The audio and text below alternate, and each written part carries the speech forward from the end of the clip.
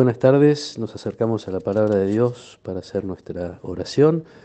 Hoy leemos un pasaje que está en el capítulo 13 del Evangelio según San Mateo, que es continuación del que compartíamos el sábado.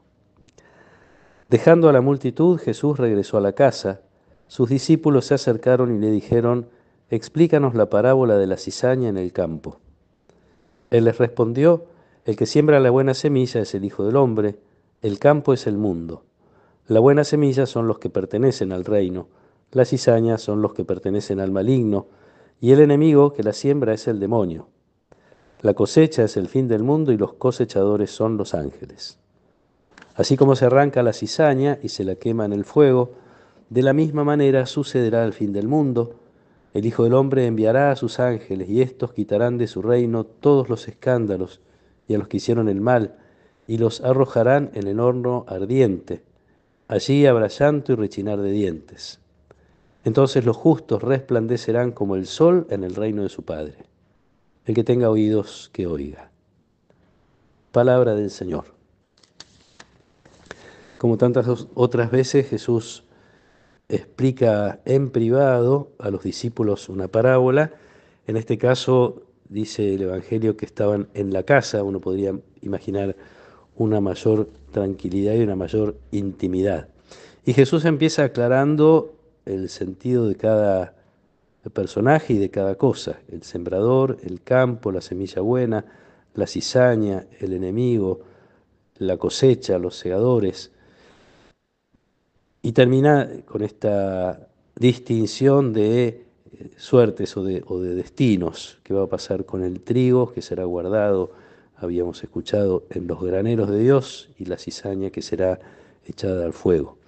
Queda sin explicación, pero absolutamente presente, algo que subyace a esta parábola, que es la paciencia de Dios. Es necesario esperar que Él, que es el dueño del campo, decida cuándo y de qué manera va a separar el trigo y la cizaña, cuándo va a separar a los buenos y a los malos.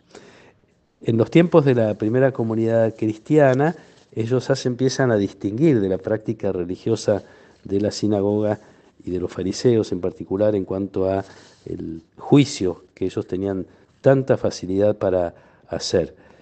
Ellos fácilmente condenaban a los pecadores, considerándolos que estaban fuera de la comunidad.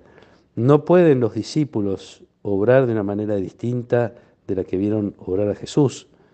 Jesús se acerca, se junta con los pecadores, come con ellos, da a todos la oportunidad de la salvación. La sinagoga se limita a quedarse con los que considera que son los justos, los que son el trigo, y dejan afuera la cizaña. La iglesia, la primera iglesia y la iglesia de todos los tiempos es absolutamente distinta. Es el lugar donde se reconoce que todos necesitan recibir el anuncio de la buena noticia. Y yo diría, especialmente quienes de alguna manera uno podría considerar cizaña o pecadores, o para usar una expresión de Jesús, los que están perdidos. Cuando manda a los discípulos es a las ovejas perdidas del pueblo de Israel. Esta opción clarísima de Jesús por ofrecer la salvación a quienes más necesidad tienen de ella. No son los sanos los que necesitan el médico, sino los enfermos, le hemos escuchado decir a Jesús. Es nuestra responsabilidad como iglesia que todas las personas escuchen un anuncio de salvación, que todas las personas escuchen un llamado a la conversión, esto es, que les podamos proponer cambios a hacer en su vida para dejar entrar el reino de Dios, que les podamos contar con nuestras palabras y con nuestra vida cómo es la misericordia de Dios, cómo es la paciencia de Dios.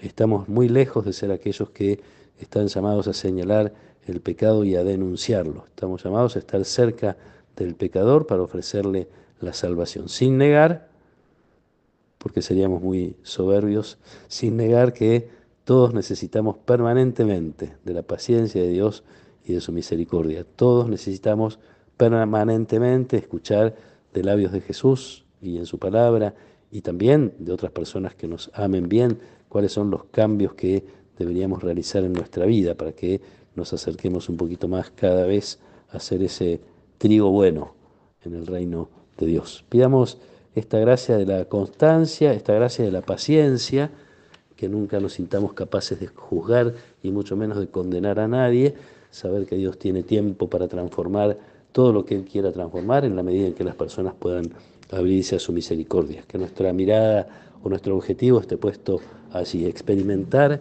la misericordia de Dios y su paciencia para poder ser buenos testigos de ella. Que nos acompañe la protección y la bendición de Dios Todopoderoso, del Padre y del Hijo y del Espíritu Santo. Amén.